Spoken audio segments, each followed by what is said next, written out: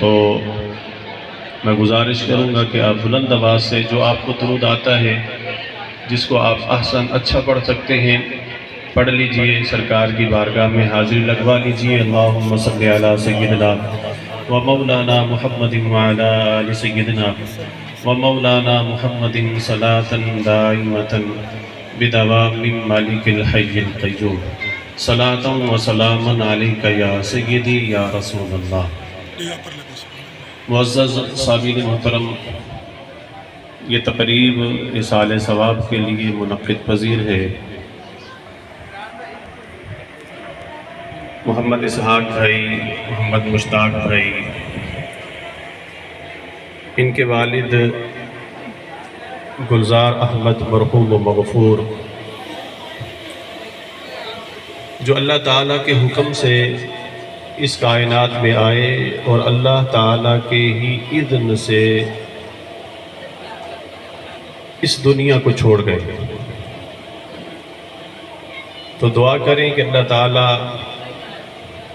ہماری دعائیں، ہمارا ان کے لیے بیٹھنا، پڑھنا، پڑھانا، اصالِ ثواب کرنا ان کے حق میں مقبول فرمائے۔ جو آیت مبارکہ میں نے تلاوت کی ہے، اس آیت کا ترجمہ سماعت فرمائیں، پھر انشاءاللہ اس پر مختصر گفتگو ہے، کیونکہ افطار کا وقت بھی قریب ہے۔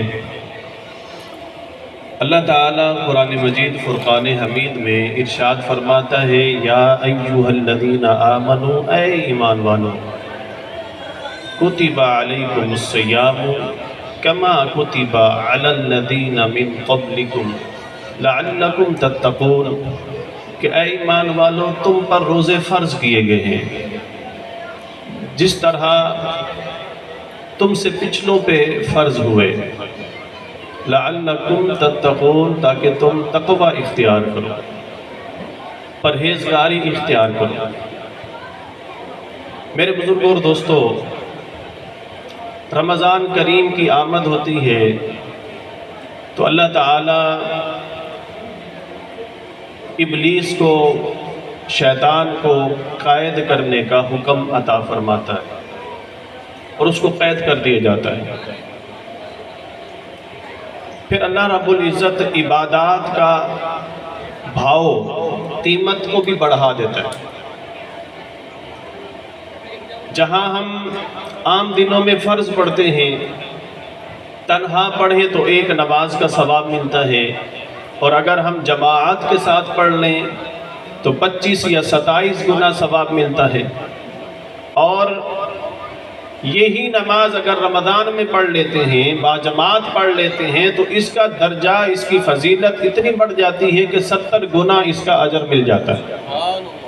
یہی نماز اگر ہم مسجد الحرام میں پڑھ لیتے ہیں تو 1,00,000 نماز کا ثواب مل جاتا ہے۔ یہی نماز ہم مسجد النبی صلی اللہ علیہ وسلم میں پڑھتے ہیں تو وہاں 50,000 نماز کا ثواب ملتا ہے۔ تو رمضان کریم نے اللہ تعالیٰ عبادات کی قیمت کو، اس کے درجے کو، اس کی فضیلت کو، اس کے بھاؤ کو بڑھا دیتا ہے۔ پھر جس طرح ہم فرض کے ساتھ سنن پڑھتے ہیں، نوافل پڑھتے ہیں، ان کا درجہ اللہ تعالیٰ فرض کے برابر کر دیتا ہے۔ پھر وہ پورا رمضان کا چاند نظر آنے سے لے کر شوال المکرم کا چاند نظر آنے تک، اس لیلۃ الجائزہ تک اللہ تبارک و تعالیٰ کی رحمتیں، برکتیں، مغفرتیں اللہ اپنے بندوں پر نازل فرماتا رہتا ہے۔ آپ اندازہ لگائیں، ایک مہینے کو اللہ تعالیٰ نے 3 حصوں میں تقسیم فرمایا۔ پہلا عشرہ رحمت کا بنا دیا، درمیان والا عشرہ مغفرت کا بنا دیا، آخری عشرہ جہنم سے آزادی کا بنا دیا، اور آخری عشرے میں ایک ایسی رات رکھ دی جسے لیلۃ القدر کا نام دیا گیا، اور فرمایا کہ یہ ایسی رات ہے جو شخص اس رات کو پا لے گا وہ گویا ایسے ہے کہ اس نے 1000 مہینوں کی عبادت سے بھی بڑھ کر عبادت کی ہے۔ اللہ تعالیٰ فرماتا ہے کہ روزے تم پر فرض کیے گئے ہیں تاکہ تم تقوی اختیار کرو۔ تقوی کیا ہے؟ پرہیزگاری کیا ہے؟ तकवा इख्तियार करो। मेरे भाइयों, तकवा की दलील एक ये है कि हमारे सामने खाना रखा है,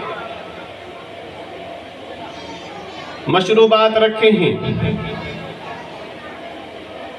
लेकिन हम इस तरह खाने की तरफ, समरात की तरफ हाथ नहीं बढ़ा रहे, नहीं खा रहे। क्यों नहीं खा रहे? हालांकि हलाल है, खा सकते हैं, ताकत है, हाथ बढ़ाना चाहे बढ़ा सकते हैं, खाना चाहे खा सकते हैं, ताकत है।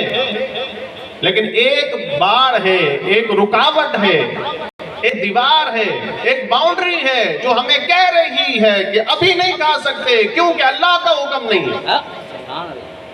अल्लाह ताला का हुक्म नहीं आया, अभी नहीं खा सकते, जब हुक्म आएगा खा सकते। मतलब ये है कि अल्लाह ताला ने रोक दिया, हमने रुक जाना है, ये तकवा है। अल्लाह ताला ने जिस कामों से मना किया, रुक जाएं। आप अंदाजा लगाइए,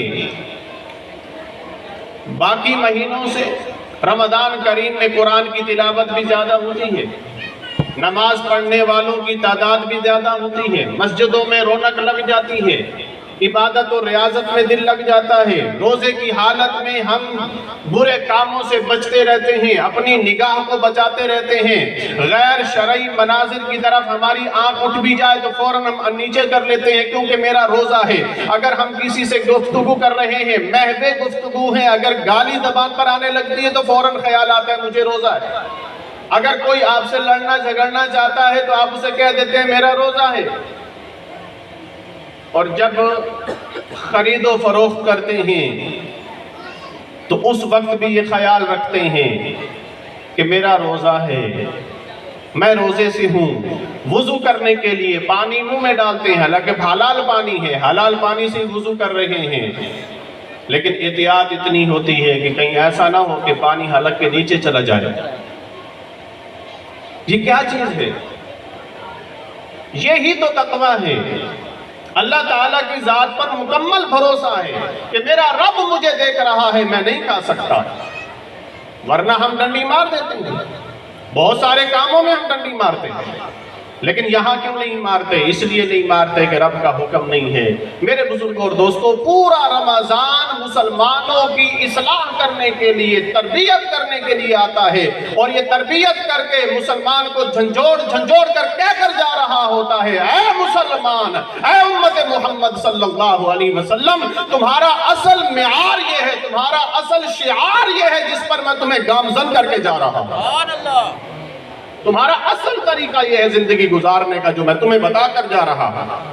नमाज की भी पाबंदी करनी है, तिलावत कुरान के साथ भी जुड़ा रहना है, हर वक्त अल्लाह ताला को हाजिर नाजिर जानना है, डरते रहना है। इसी चीज का नाम तकवा है। आला हजरत फाजिल बरेलवी रहमतुल्लाह अलैह से पूछा गया कि तकवा क्या है, तकवा की वजाहत फरमाइए। आपने एक जुमले में तकवा की तफसीर बयान फरमा दी।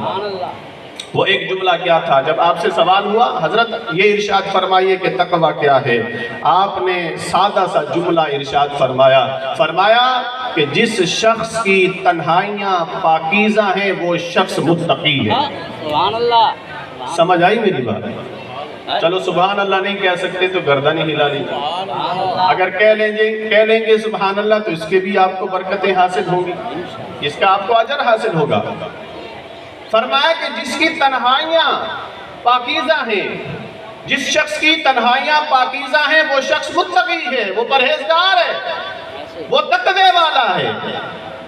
अब लोगों के सामने तो हम सारे नमाजी हैं, नमाज पढ़ने के लिए आते हैं, लोगों के सामने तो मैं कारी साहिब हूँ, लोगों के सामने तो मैं इमाम मस्जिद हूँ, लोगों के सामने तो मैं उस्ताद हूँ, लेकिन मेरी तन्हाइयाँ कैसी हैं मैं जानता हूँ या मेरा रब जानता है। फरमाया जिसकी तन्हाइयाँ पाकीज़ा हैं वो शख्स मुत्तकी है। आज हमारी कैफियत ये है कि हम दुनियावी असबाब पर ज्यादा नजर रखते हैं, दुनियावी असबाब पर ज्यादा नजर रखते हैं। अगर कहीं राह चलते हुए रास्ते में कहीं ये लिखा हो कि कैमरे की आंख आपको देख रही है तो हम फौरन सीधे हो जाते हैं। उस एक मसनूई आले से, एक मसनूई आंख से हम अपने आप को सेट कर लेते हैं कि कैमरा मुझे देख रहा है, اور میں اکثر یہ بھی جملہ عرض کرتا ہوتا ہوں کہ جب ہم راہ چلتے ہوئے جا رہے ہوتے ہیں، اگر کوئی قیمتی چیز پڑی ہوتی ہے، یہ ہے ایمان کی کمزوری جب ہم اسے اٹھا لیتے ہیں، ورنہ اٹھانا نہیں چاہیے کیونکہ ہم اس کے مالک نہیں ہیں۔ تو وہ جب قیمتی چیز موجود ہوتی ہے تو ہم جب اس کو اٹھانے کا ارادہ کرتے ہیں، توجہ کیجئے گا، تو ہم پوری توجہ کے ساتھ دائیں بائیں دیکھتے ہیں کہ مجھے کوئی دیکھ تو نہیں رہا۔ ایسے ہے کہ نہیں کہ مجھے کوئی نہیں دیکھ رہا؟ جب اطمینان کر لیتا ہے کہ کوئی شخص مجھے نہیں دیکھ رہا، دائیں بائیں دیکھ کر تو وہ تسلی کر لیتا ہے مجھے کوئی نہیں دیکھ رہا۔ میں یہ عرض کرتا ہوں تھوڑی سی نظر آسمان کی طرف بھی اٹھائے اور دیکھے کہ مجھے لوگوں میں سے تو کوئی نہیں دیکھ رہا، لوگوں کی نظر تو مجھے نہیں دیکھ رہی، کوئی کیمرے کی نظر بھی مجھے نہیں دیکھ رہی، لیکن ایک نظر ایسی ہے جو مجھے ہمہ وقت دیکھ رہی ہے، وہ رب کی نظر ہے۔ اور اللہ تعالیٰ فرماتا ہے ان اللہ سمیع بصیر، بے شک اللہ تعالیٰ سننے والا اور دیکھنے والا ہے۔ پھر فرماتا ہے ان اللہ علیم بذات الصدور، بے شک تمہارا رب تمہارے دلوں کی باتوں سے بھی واقف ہے۔ سبحان اللہ۔ کاش کہ ہم یہ بھی خیال کر لیں کہ مجھے لوگوں میں سے تو کوئی نہیں دیکھ رہا، میرا رب مجھے دیکھ رہا ہے۔ اگر ہم آسمان کی طرف دیکھ لیں تو شاید ہم وہ کام نہ کریں جو ہم کرنے کے لیے تیار ہوتے ہیں۔ میرے بزرگوں اور دوستوں، اسی چیز کا نام تقویٰ ہے کہ اللہ تعالیٰ کی ذات کو ہمہ وقت حاضر ناظر جاننا، ہمہ وقت اس ذات سے ڈرتے ہوئے زندگی گزارنا۔ اور قرآن کہتا ہے سورۃ الرحمن میں اللہ تعالیٰ کا ارشاد ہے وَلِمَنْ خَافَ مَقَامَ رَبِّهِ جَنَّتَانِ، جو رب کے حضور کھڑا ہونے سے ڈرتا ہو، یعنی ڈرتے ہوئے زندگی گزار رہا ہے کہ مجھے میرے رب کے سامنے حاضر ہونا ہے، مجھے جواب دینا ہے، اپنی پوری زندگی کا حساب اپنے رب اپنے مالک کی خدمت میں پیش کرنا ہے۔ فرمایا اس کے لیے 2 جنتیں ہیں، اس کے لیے 2 جنتیں ہیں۔ اللہ تعالیٰ ارشاد فرماتا ہے اس کے لیے 2 جنتیں ہیں۔ کیا مطلب؟ جو شخص ڈرتے ہوئے زندگی گزارے۔ آج ہم یہ دعویٰ تو کرتے ہیں کہ اللہ مجھے دیکھ رہا ہے، وَتَصْدِيقٌ بِالْقَلْبِ بھی کرتے ہیں، لیکن یقین مانیے آج ہماری کیفیت یہ ہے کہ ہم اللہ تعالیٰ کی ذات سے نہیں ڈرتے، آج ہم دنیاوی اسباب سے ڈرتے ہیں۔ فلاں دیکھ رہا ہے کیا ہوگا، وہ مجھے دیکھ رہا ہے کیا کہے گا، یہ نہیں دیکھتے کہ میرا رب کیا کہے گا، میرا رسول کیا کہے گا۔ جو رب سے ڈرتا ہو، رب سے ڈر کر زندگی گزارتا ہو، اسے پھر دنیا سے ڈرنے کی ضرورت ہی نہیں پڑتی، دنیا سے اللہ تعالیٰ بے نیاز کر دیتا ہے۔ تو یہ تقویٰ کی بہترین سروس کرواتا ہے، بہترین تربیت رمضان کرواتا ہے، اور ہمیں ایک بہترین ٹریننگ یافتہ بنا کر پھر یہ رخصت ہو جاتا ہے، پھر 11 مہینوں کے بعد دوبارہ آتا ہے۔ لیکن افسوس کہ ان ایام کو بھی، ان دنوں کو بھی، اس رمضان کے دنوں کو بھی ہم غفلت میں گزار دیتے ہیں۔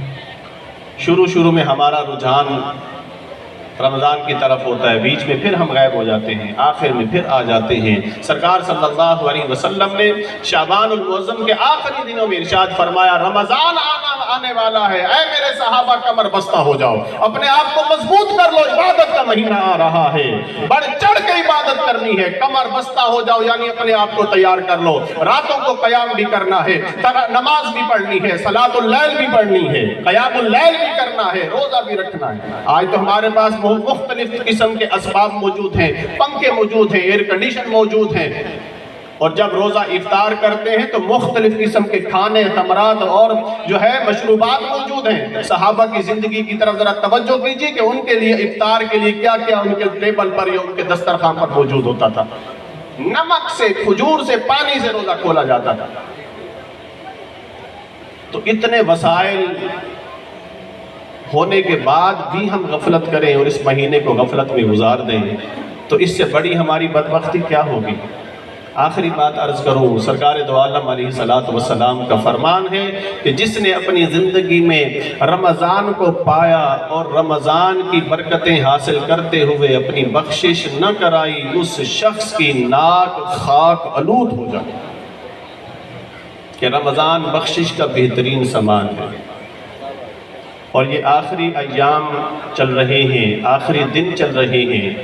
آج ہم نے 24واں روزہ افطار کرنا ہے میرے دوستو، پھر اس کے بعد یہ پورے 11 مہینے کے لیے ہم سے رخصت ہو جائے گا۔ پھر زندگی کا معاملہ ہے، اگر اللہ تعالیٰ نے ہمت دی، زندگی دی، توفیق دی تو پھر یہ رمضان ہمیں حاصل ہوگا، ورنہ پھر نصیبوں والوں کو یہ مہینہ نصیب ہوگا۔ تو ان دنوں کو بڑی محنت کے ساتھ، توجہ کے ساتھ گزاریے اور دعا کیجئے کہ اللہ تعالیٰ ہمارے